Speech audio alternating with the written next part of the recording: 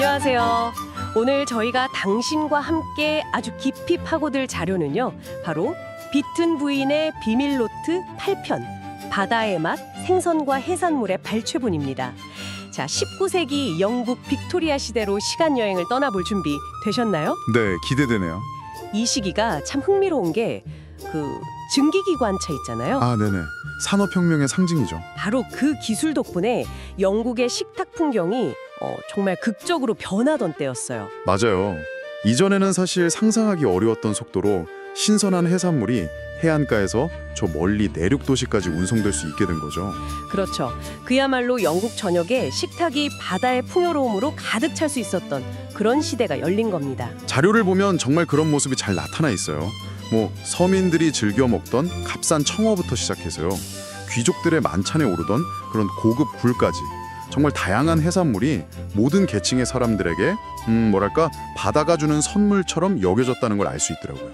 맞아요. 그래서 이 발췌본은 단순한 옛날 요리법 모음집 이게 아니고요. 당시 사람들의 생활 방식, 또 식문화, 그리고 그 시대적 배경까지 이렇게 엿볼 수 있는 아주 흥미로운 창이라고 할 수 있겠습니다. 네, 정말 그렇죠. 그래서 이번 시간에는 비튼 부인의 그 세심한 안내를 한번 따라가 보려고 합니다. 빅토리아 시대 사람들은 그 수많은 종류의 생선과 해산물 중에서 도대체 어떻게 신선한 것을 골라냈을까요? 그게 참 중요했겠죠, 그 당시에는. 네, 또 어떤 독창적이면서도 실용적인 방법으로 요리했으며 또 그 맛을 어떻게 즐겼을지 오늘 이 탐구는 오직 당신만을 위해 준비된 맞춤 정보니까요.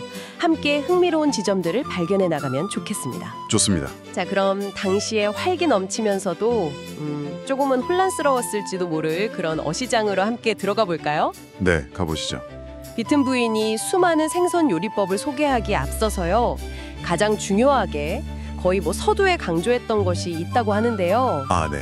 그게 바로 신선도였습니다. 역시, 그쵸. 생각해보면 당연한 것 같기도 해요. 지금처럼 냉장고나 냉동시설이 흔하지 않았던 시절이니까요. 맞습니다.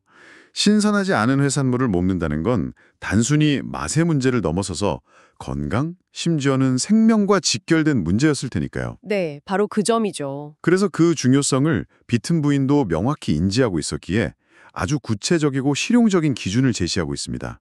예를 들면 이런 거예요. 생선의 눈은 밝고 생기 있으며 약간 튀어나와 있어야 한다. 아, 네. 아가미는 선명한 붉은색이어야 하고 축축 늘어지거나 검붉은색을 띄어서는 안 된다. 오, 구체적이네요. 네. 그리고 가장 중요한 것은 살을 눌렀을 때 단단하고 즉시 원래 형태로 돌아오는 탄력이 있어야 한다. 이렇게 설명하죠. 와, 듣고 보니까 오늘날 우리가 생선 고르는 기준이랑 크게 다르지 않은 것 같아요. 그렇죠. 하지만 당시에는 이게 식중독 같은 치명적인 위험을 피하기 위한 정말 필수적인 생존 지혜였을 겁니다. 특히 유통 과정이 지금보다 훨씬 길고 불안정했을 테니까요. 최종 소비자가 직접 눈으로 보고 냄새 맡고 만져보면서 신선도를 판단하는 능력이 정말 중요했겠죠. 아, 냄새 얘기는 없었나요? 당연히 맡아봤을 것 같은데. 아마 그건 너무 당연한 전제라서 굳이 언급하지 않았을 수도 있겠다 하는 생각도 들어요.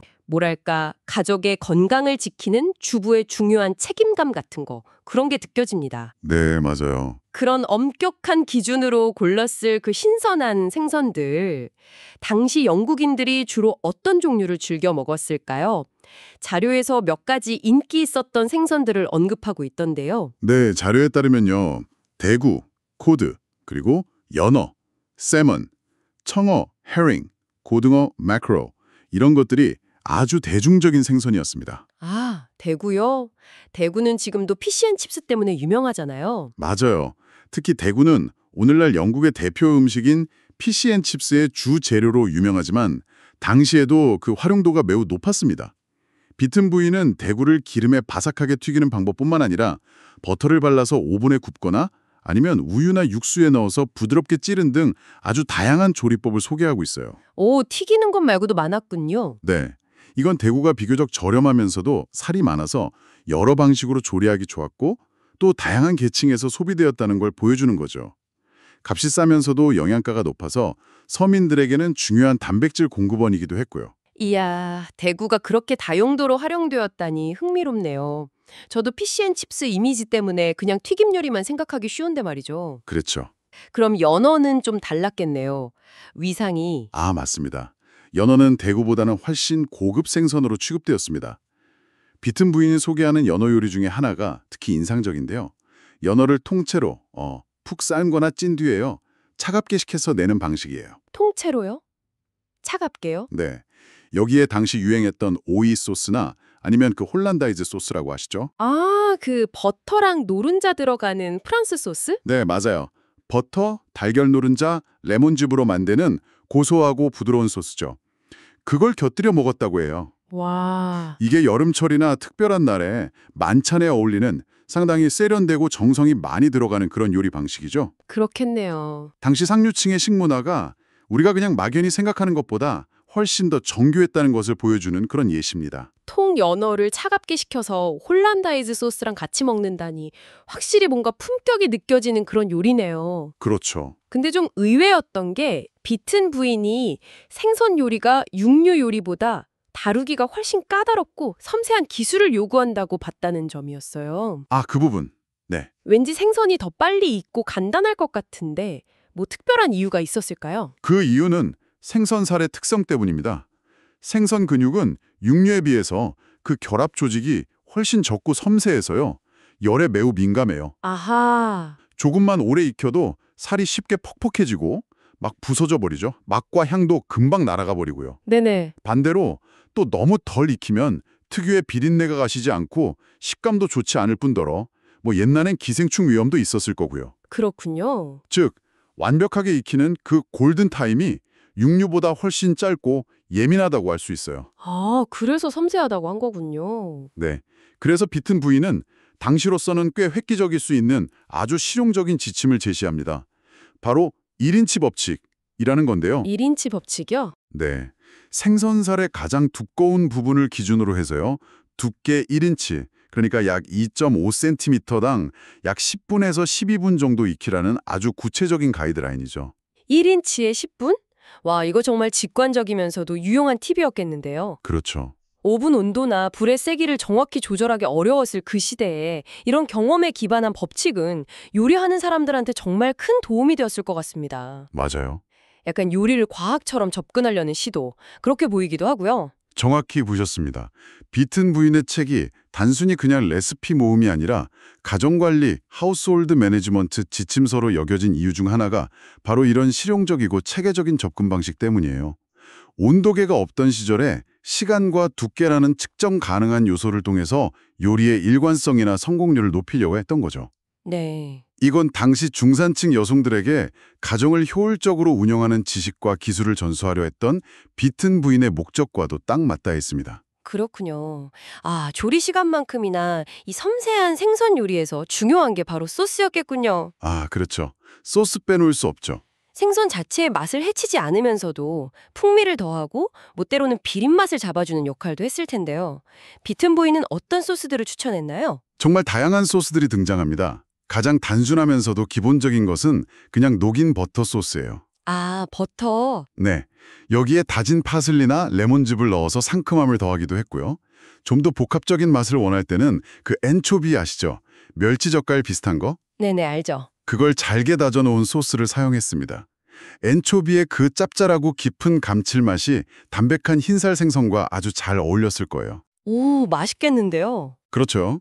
그 외에도 허브를 이용한 소스라든지 아니면 우유나 크림을 기반으로 한 부드러운 소스 등 여러 종류가 소개됩니다.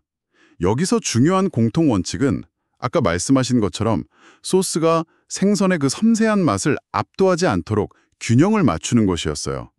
균형. 네. 재료 본연의 장점을 최대한 살리면서 부족한 점은 보완하려는 상당히 세련된 미각을 엿볼 수 있는 그런 부분이죠. 재료 본연의 맛을 살리려는 노력이라. 듣고 보니 현대 요리 철학하고도 뭔가 통하는 부분이 있네요. 맞아요. 그런 면이 있죠. 생선 이야기도 정말 흥미롭지만 빅토리아 시대의 식탁에는 다른 해산물들도 아주 풍성하게 올랐다고 들었습니다. 네, 그렇죠. 특히 굴, 오이스터에 대한 이야기가 아주 인상적이었어요. 이게 당시에는 위상이 좀 독특했다고요? 네, 맞아요. 굴 이야기는 정말 흥미진진합니다. 빅토리아 시대 런던에서 굴은 믿기 어려울 정도로 이중적인 지위를 가졌습니다. 이중적이요? 네. 한편으로는 그 템스강 하구나 해안가에서 대량으로 수확돼서 가격이 매우 저렴했어요. 아, 그랬군요. 그래서 런던 거리의 가판대에서는 노동자들이나 가난한 사람들이 허기를 달래려고 맥주 한 잔이랑 같이 값싸게 사 먹는 아주 흔한 음식이었어요. 굴이 길거리 음식이었다고요? 지금 생각하면 좀 상상이 안 되는데요. 그렇죠. 마치 오늘날의 값싼 길거리 간식이나 패스트푸드 같은 그런 느낌이었죠. 기록에 따르면 당시 굴 소비량이 어마어마했다고 합니다. 와, 진짜요? 근데 요즘은 꽤 고급 식재료잖아요, 굴이. 바로 그 점이 다른 한편의 모습입니다. 동시에 굴은 부유층이나 귀족들의 화려한 만찬에서는 빠지지 않는 세련된 전체 요리 혹은 아주 사치스러운 식재료로 대접받았습니다. 신선한 굴을 얼음 위에 쫙 올려서 레몬즙 뿌려 먹거나 특별한 소스를 곁들여내는 방식은 상류사회의 상징처럼 여겨졌죠. 그러니까 같은 굴인데 누구는 길에서 먹고 누구는 고급 만찬에서 먹고. 네. 이렇게 같은 식재료가 사회 계층에 따라서 극단적으로 다른 의미와 가치를 지녔다는 사실 자체가 당시 영국의 계층 구조와 식문화를 아주 생생하게 보여주는 사례라고 할 수 있습니다. 아마도 신선도 유지의 어려움 때문에 내륙으로 갈수록 그리고 상류층 식탁으로 갈수록 더 귀하게 취급되었을 가능성도 있고요. 이야, 정말 신기한 현상이네요. 흔하면서도 귀했던 식재료라니. 그럼 비튼 부인은 이 다채로운 얼굴을 가진 굴을 어떻게 요리하라고 조언했을까요? 날것으로 먹는 거 외에도 다양한 방법이 있었겠죠, 당연히. 물론입니다. 비튼 부인은 굴의 다양한 매력을 최대한 활용하는 여러 레시피를 소개합니다. 신선한 굴을 날것으로 먹는 방법, 이건 기본이고요. 물론 신선도 확인은 필수였겠지만 네, 그렇죠. 그리고 잘게 다진 굴을 넣고 걸쭉하게 끓인 굴수프. 오이스터 수프요? 오. 네, 또 굴이랑 다른 재료들을 함께 넣고 파이 반죽으로 덮어서 구운 굴파이. 오이스터 파이. 그것도 맛있겠는데요? 그리고 빵가루나 반죽을 입혀서 바삭하게 튀겨낸 굴튀김, fried oysters 등등 정말 다양한 방식으로 굴을 즐겼다는 것을 알 수 있습니다. 굴 자체의 맛이 강렬하면서도 또 다른 재료랑 잘 어우러지기 때문에 이렇게 다채로운 변주가 가능했던 것 같아요. 굴파이나 굴수프라니, 야, 생각만 해도 든든하고 맛있을 것 같아요. 굴 말고 다른 해산물 레시피들도 흥미로운 것들이 많았다고요? 통째로 삶아서 살을 발라낸 뒤에 마요네즈나 비네그레트 소스에 버무려서 차갑게 먹는 랍스터 샐러드가 인기였습니다. 랍스터 샐러드. 이것도 꽤 고급 요리였겠네요. 네, 그랬겠죠. 또 작은 새우는 껍질을 까서 버터에 살짝 볶은 다음에요. 향신료를 약간 더해서 바삭하게 구운 토스트 위에 올려 먹는 새우 토스트, 퍼티 슈림손 토스트 형태로 즐겨 먹었습니다. 새우 토스트요? 어머, 이건 비교적 간단하면서도 풍미가 좋아서 오늘날 브런치 메뉴로도 괜찮을 것 같은데요. 그러니까요. 딱 그렇죠. 이외에도 홍합이나 가리비 같은 다양한 조개류를 활용한 요리법들도 소개되어 있어서요.